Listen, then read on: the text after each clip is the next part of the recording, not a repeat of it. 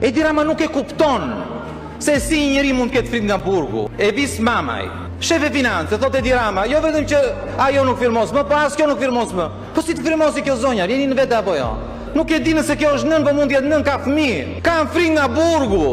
E kuptoni këtë gjë apo jo? Nuk janë gjithë si ju. Kanë frikë nga burgu, kanë fëmijë.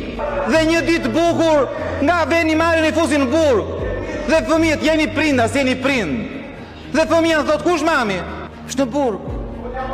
Se e futi Edi Rama në burg. Edi Rama thot, thot, nuk, po na dëmtoni shumë, sepse zonja këtu nuk firmos. Po nga të firmosi kjo?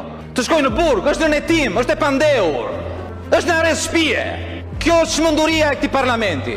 Dhe vina thonë, ne agronësisht të vjen turp ty më thonë, u hodhën për pjetë. Një pjesë tu janë drejtora që shpëtuan, mund të shkojnë dhe këta tek Tespaku.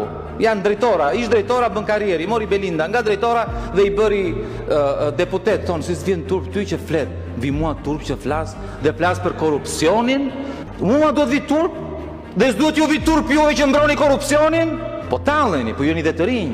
Tani ju akoma nuk e keni bërë karrierën brenda Partisë Socialiste. Jeni akoma thjesht deputet. Nesër mase do bëheni ministra. Po nëse ju sot justifikoni vjedhjen e ministrës, nesër çfarë do bëni ju? Juve sot nuk u bën përshtypje vjedhja e miliona eurove. Që në vend të shkojnë tek onkologjiku, shkojnë tek xhepat e Belinda Ballukut, shkojnë tek media që ju paguani, që të gjithë e eshtim.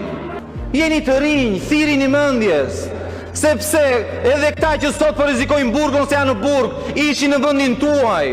Nuk e imagjinoni që një ditë do merreshin zvarre do shkonin në qeli. Dhe tani qahen.